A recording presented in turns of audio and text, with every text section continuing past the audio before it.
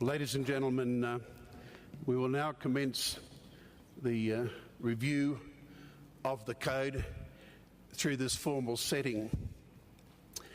And I would like firstly to invite Mr. Richard Young, Mr. Ulrich Haas, who represent the WADA Code Project team, the drafting team, and they have been front and centre along with their colleagues in that team for the past 24 months.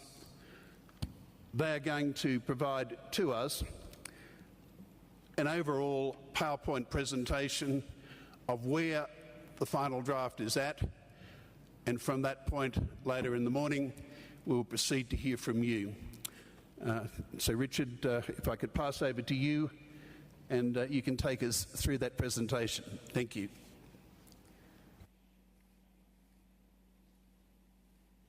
Thank you, John. As I look out at this room, I see a lot of friends and familiar faces.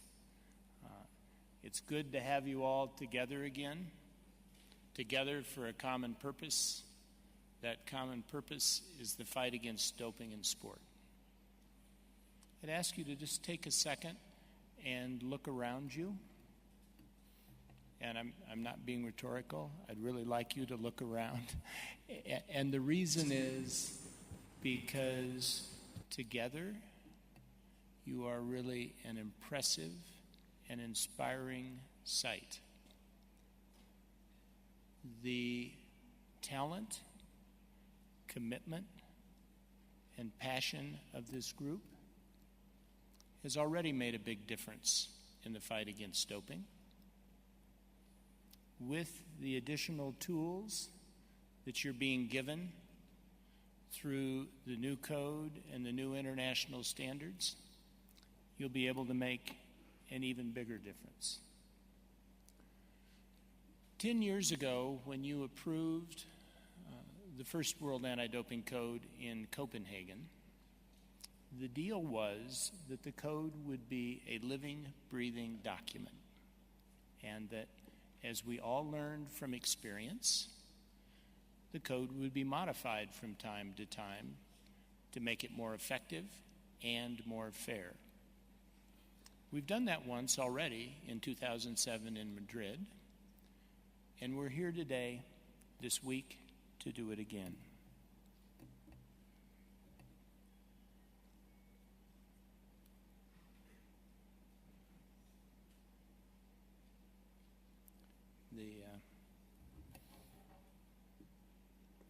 Good.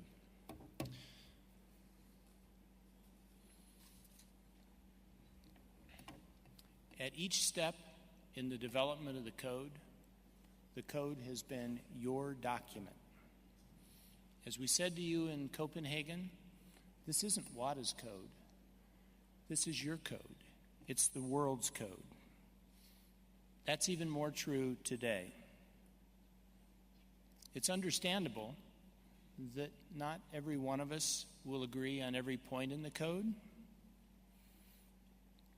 but everyone in this room can look at the document and see a contribution that you have made. As you read the code, you'll say, hey, that was my idea. And the value of the code today, the reason that it's a better document than the code of 2009 is because there are a lot of those, hey, that was my ideas in the document. What we've tried to do in the code revision process is maximize that opportunity for your feedback and input.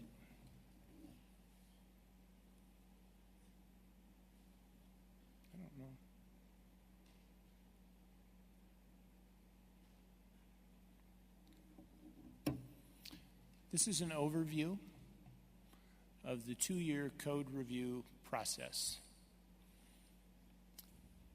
What that shows you is that there were 3 formal stages for code submissions. During each phase, we received written submissions. We also had meetings with the stakeholders. After those submissions, we would have more meetings with stakeholders. Then we'd do drafts, and we'd submit a draft to the executive committee.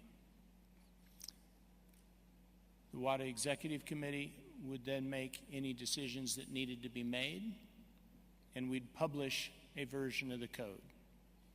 We had 3 formal submission sessions, a 4th informal period where we continued to receive lots of good ideas, and then you now have a version, draft version 4, in front of you. For every amendment or non-amendment of the code, there was some individual on each side of the issue. Sometimes there were a lot of somebodies on each side of the issue.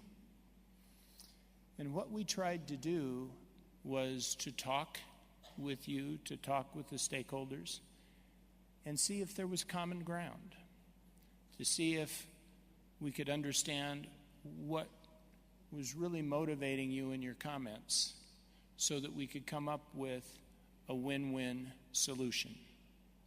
Often we were able to do that. Sometimes we weren't. And in those cases, we would submit the decision to the executive committee, and that's what you would see in the draft.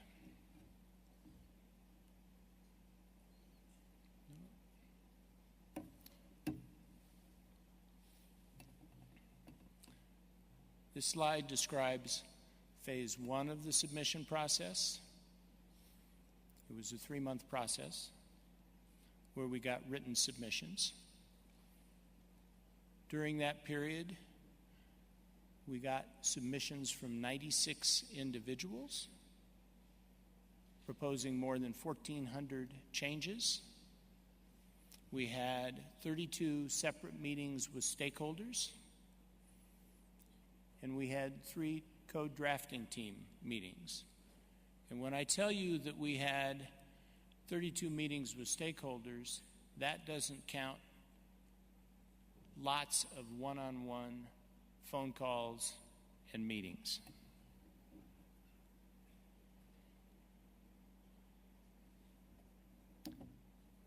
Phase 2 involved both a comment period on the code and comments on the international standards. During that period, we received comments from 109 different stakeholders, suggesting another 1,300 changes to the code. We had 44 stakeholder meetings, and we had 4 drafting team meetings.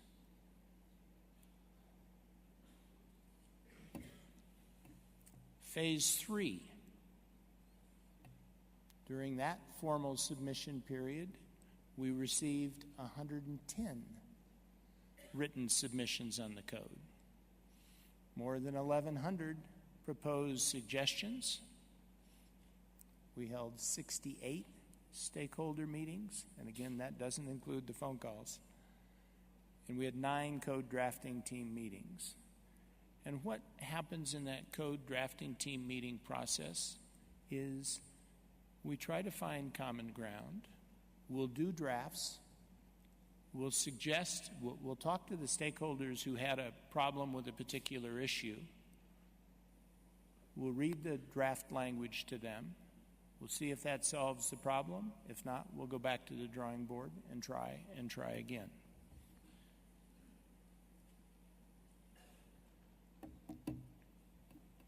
This is the total for code submissions. 315 different submissions, suggesting almost 4,000 changes. You can see where those submissions came from. That was the input. That was the my ideas that were used in developing the code amendments. There was one other source of ideas that we had. As you know, with the first code, we got a legal opinion having to do with principles of human rights and natural justice. We did the same thing with the 2009 amendments, and we did the same thing here. Our legal advisor was the Honorable Judge John Paul Costa, former Chief Judge of the European Court of Human Rights. And he wrote an opinion. That opinion's on the WADA website, but more importantly, he was involved in the dialogue in the latter stages of the development of the code to make sure that as we went through drafts and as we submitted new versions to you, that that document was in conformity with those principles.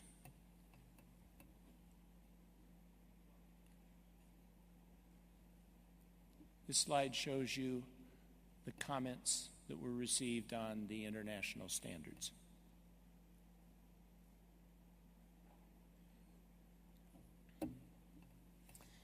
If you look at a red line of the 2009 code to version 4, and at the back you follow the track changes, you'll see that there were 2,269 changes in version 4 from the code we're working with today. Some of those were cosmetic. A number of those were significant. They were significant to give you more tools in the fight against doping. Now, I'm going to spare you going through the code article by article. So what we've done is try to organize significant changes in the code into major themes.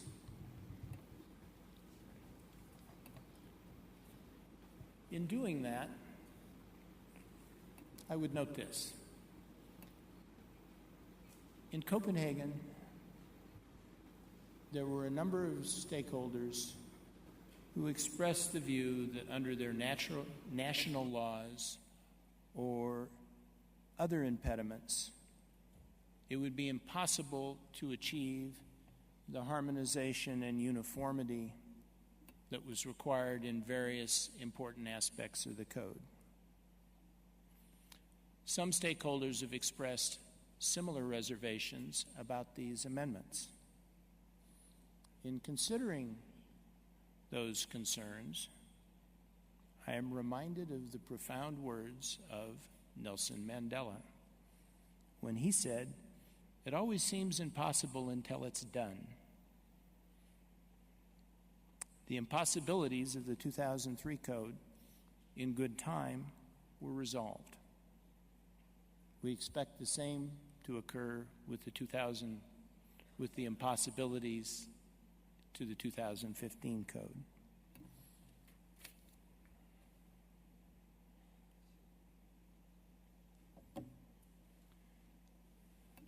The first theme that I'm going to talk about is making the code clearer and shorter.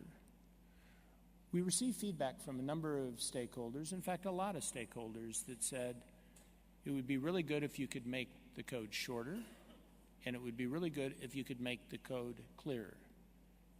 Both good objectives. But here's the issue.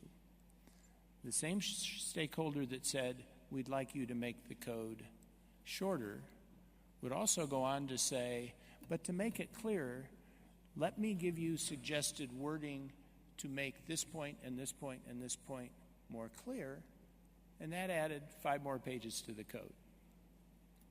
And here's the dilemma. If you want to make, we'll take sanctions for example. If you just want to make sanctions fair, you could have a very short, simple rule that says, in each case, the panel will impose a sanction that's fair under the circumstances. It would be fair, and the rule is short. If what you care about is harmonization and uniformity, you could have a very simple rule that says everybody gets 2 years or 4 years. Wouldn't be fair, but it would be uniform and it would be short.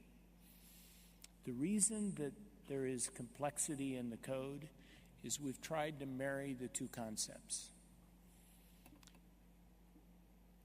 if you're going to have uniform rules that deal with all the different circumstances and provide for fairness in those circumstances, they're going to be, by definition, complex rules. One of the things that we have promised to do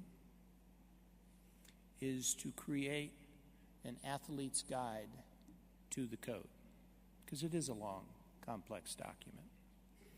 And in fact, we're going to create two kinds of athlete's guides. The first one is just going to be a short overview of those roles and responsibilities and important code provisions that most affect athletes. The second version is going to be more detailed, and it's going to be hyperlinked to the code sections. The idea is to make those documents useful working tools for the athletes so that they understand their rights and responsibilities under the code.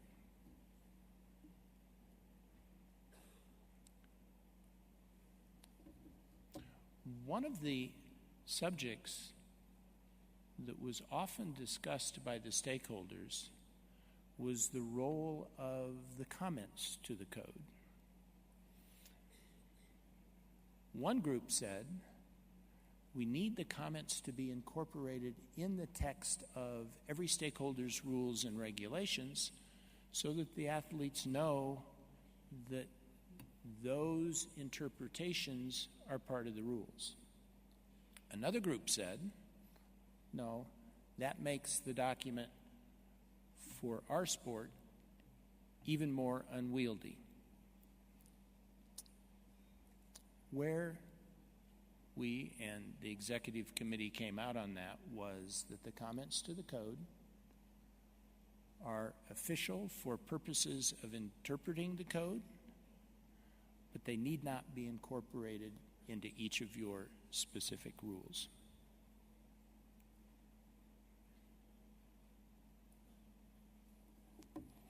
Theme 2, athlete support personnel.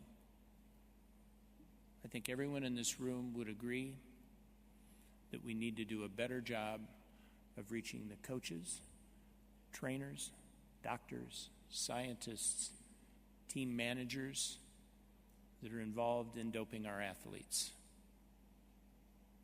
How do we do that? What can we do in the code to give you better tools in that regard?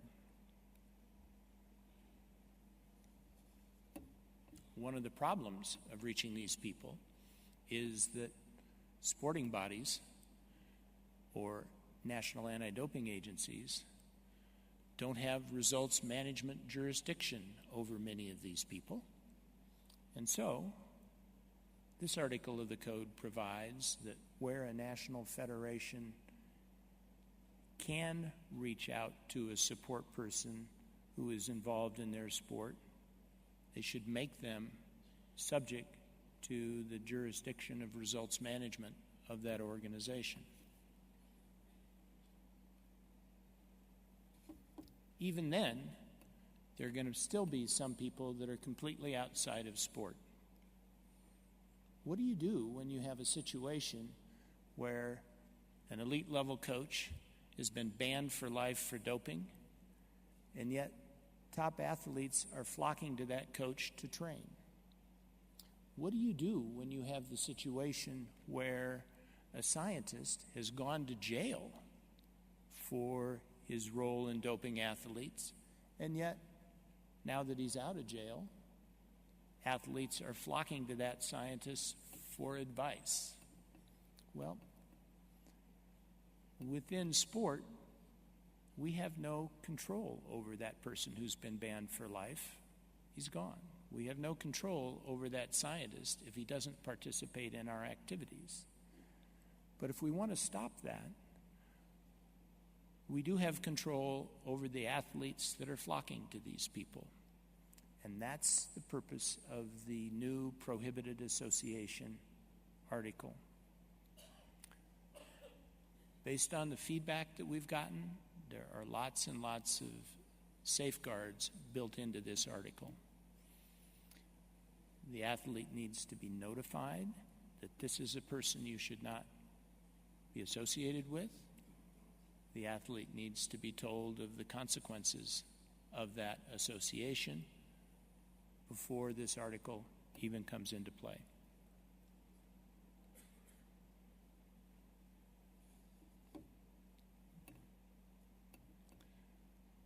Next way that the code helps deal with athlete support personnel is a mandatory investigation if a coach or trainer or doctor has more than one athlete involved in an anti-doping rule violation. If that happens, there will be an investigation.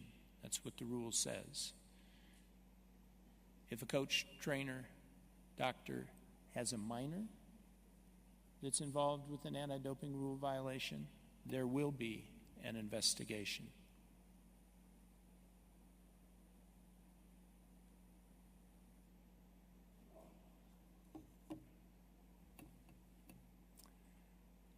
This one is interesting.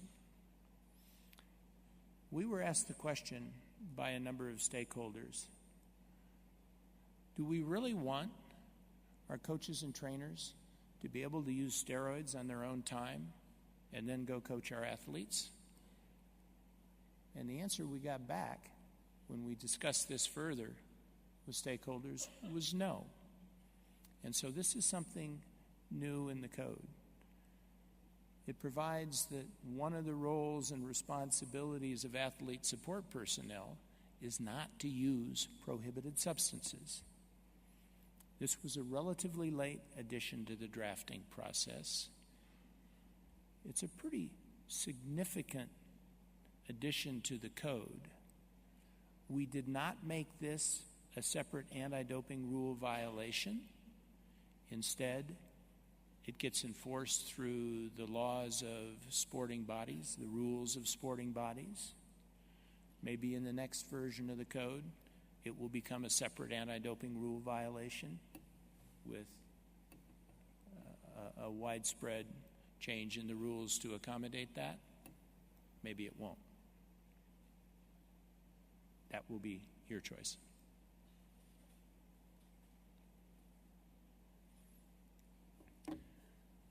Theme 3, smart sample analysis.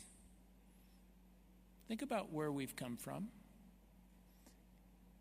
In the beginning, we collected samples in competition with notice. And then we got smarter and we started collecting samples in competition without notice. That was more effective. And then we got smarter and we started collecting samples out of competition without notice. And then we got smarter and we started target testing people. And then we got smarter and we started timing our tests to take into account the periods when people were most likely to dope. The change that we're talking about in Article 5 of the Code is simply a continuation of that principle. The idea is that WADA, in collaboration with international federations and national anti-doping organizations, will develop a technical document which goes sport by sport and discipline by discipline and determines, based on all the information that's available, what prohibited substances and methods a particular athlete in a particular sport, in a particular discipline, would be most likely to use in doping. And based on that information, that technical document, you all will develop your test distribution plans to make your testing more effective. There's a second part of that, and that is smart sample analysis. If you look at the annual testing laboratory report on WADA's website, you'll probably be surprised that in some sports, whether they be testing by national anti-doping agencies or international federations, the very drugs that you would think would be most beneficial in that sport are not tested for nearly often enough. Your surprise with the technical document will no longer just be a hunch or an opinion or an impression. There'll be solid backing behind that knowledge. What the code now does is say that with the knowledge of that technical document, there will be minimum testing requirements, minimal sample analysis requirements for particular substances and particular methods that are tailored to particular sports and discipline. An anti-doping organization can always test for more, and in appropriate circumstances, with the approval of WADA, you can test for less. But the norm is that you will all be testing for the substances that are most likely to be abused in particular sports. Now, everyone here realizes that there are limited resources to the fight against doping. And what this tries to do is to make the cost of sample analysis smarter.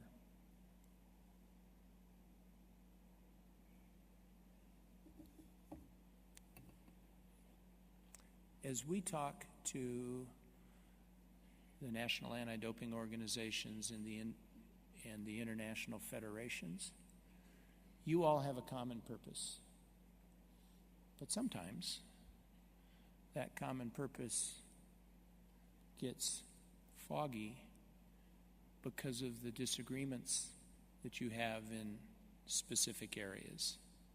What we tried to do in the code is focus back on that common purpose and try to work through the areas where there have been most frequently disagreements. First of those areas is therapeutic use exemptions. The basic principles of the 2009 code remain the same. If you're an international athlete, you get your therapeutic use exemption from your international federation. If you are a national level athlete, you get your therapeutic use exemption from your national federation. If you are a national level athlete with a national therapeutic use exemption and you go to compete in an international competition, or you become an international level athlete, then you need to go get a TUE from your international federation. That's all the same. Here's what's different. That when the International Federation gets that request for the TUE, they've got a very specific job to do. Either they accept it, or they need to tell you why in writing that they didn't accept it, and the criteria for that acceptance or non-acceptance are the criteria spelled out in the International Standard for Therapeutic Use Exemptions. From the feedback that we've gotten, that seems to have been a helpful change.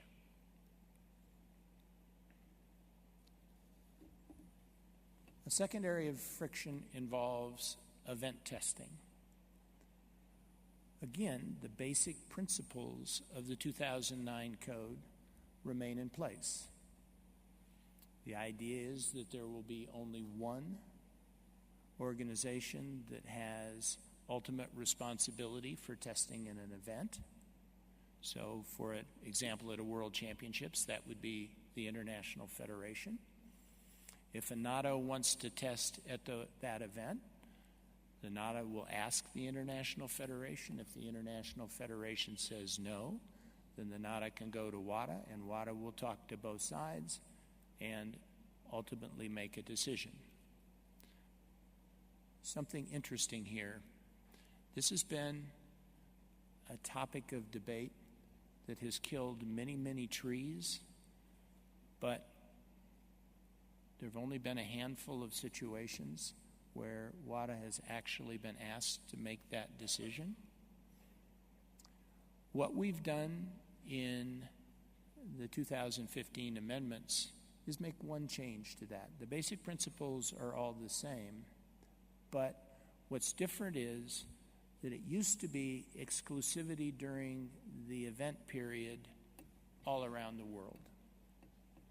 Now it's exclusivity during the event period at the event venues as defined by the ruling body for the event.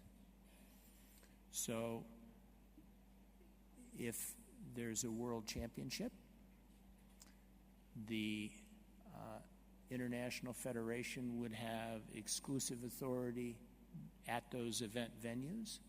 But if athletes are still home in their country and haven't gotten there yet, the NATO would be able to test them. The only wrinkle to that is that under those circumstances, if they want, the International Federation can ask that that testing be coordinated with them, because they may be doing their own testing during that period.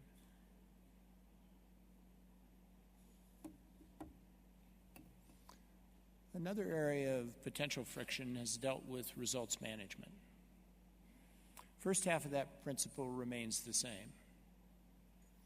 If results management is the product of a test, a sample analysis, then the entity that initiated that sample analysis has results management.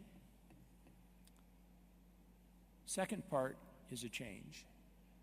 It used to be that the entity that discovered the anti-doping rule violation had results management authority. And what you have told us and what we've seen is that discovery was a slippery term and led to disagreements. Now that authority goes to the anti-doping organization that initiates a case, that notifies the athlete of a results management violation, and then diligently proceeds with the case.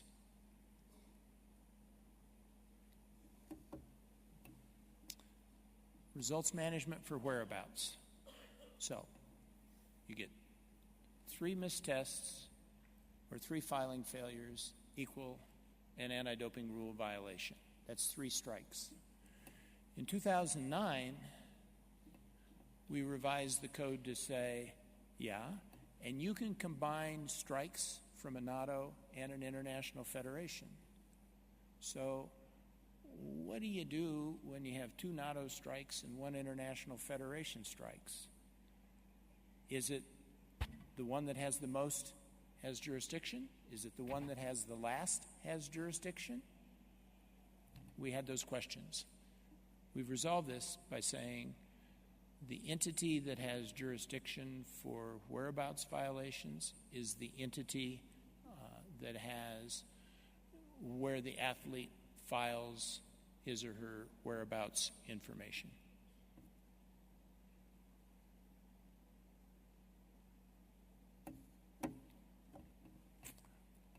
I don't need to tell anyone sitting in this room that anti-doping is now more than sample collection. The role of investigation and intelligence has become critical to the fight against doping. As a result of that, a number of stakeholders said, yeah, and it's about time we said something about that in the code. And so we did. We've retitled Article 5 to Testing and Investigation. There's a section on investigation and intelligence in the International Standard for Testing and Investigation. And there's specific direction in Article 5.8 of the Code on investigation and intelligence gathering. Same direction found in the International Standard. Important difference between investigation and testing.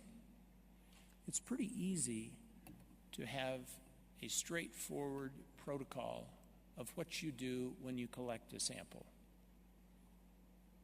You can paint by the numbers. You can't do that in an investigation. So whether you're looking at the code or whether you're looking at the international standard, it isn't going to be paint by the numbers. It's going to be themes and directions.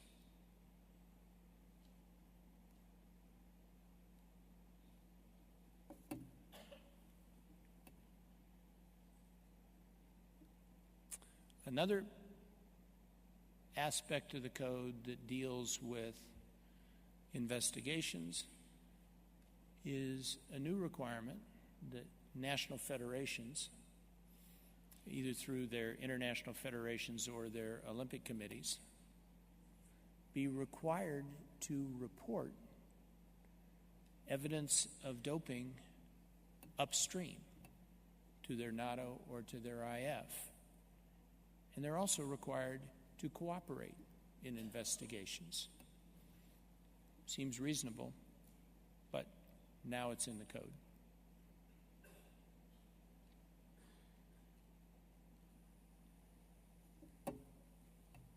Athletes and athlete support personnel are now required to cooperate in investigations.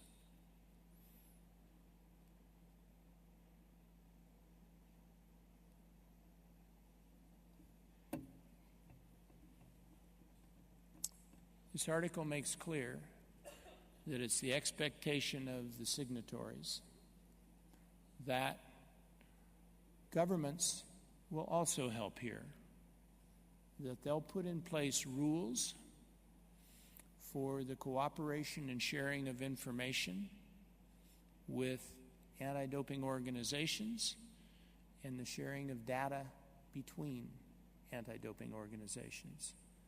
In some countries, this is already working very, very well. In others, not yet.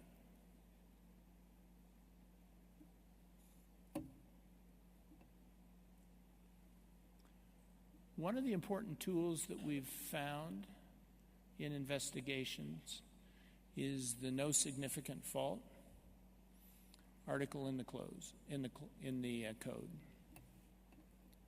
what you will see is a change to that article that provides more flexibility in very important cases.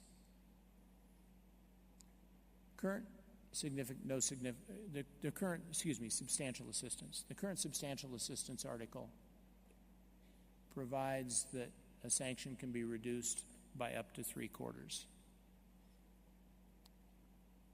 The code now provides that upon approval from WADA, it can be reduced to 0. That's going to be a discretion that is used very sparingly, but it's an important option.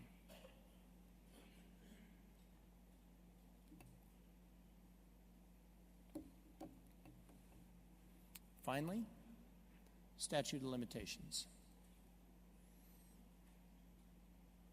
President Bach mentioned that we can store samples for 8 years. New code extends the statute of limitation to 10 years. It also answers a question that we've received on a number of occasions. What triggers that statute of limitation? In this case, it's notice to an athlete or other person that they have an anti-doping rule violation asserted against them. So, we've been through 5 themes. The next 2 themes are going to be discussed by my colleague on the code drafting team, Ulrich Haas, and then I'll be back.